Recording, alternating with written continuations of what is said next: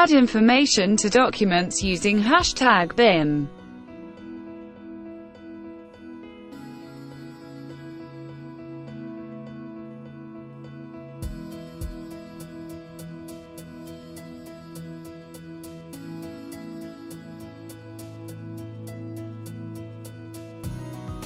Copy the #BIM associated with another document.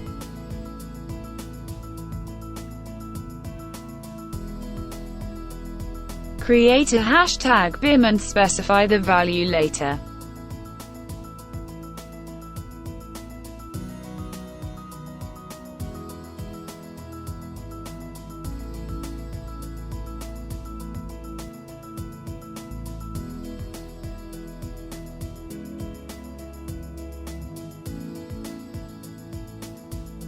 Add the value that wasn't assigned previously.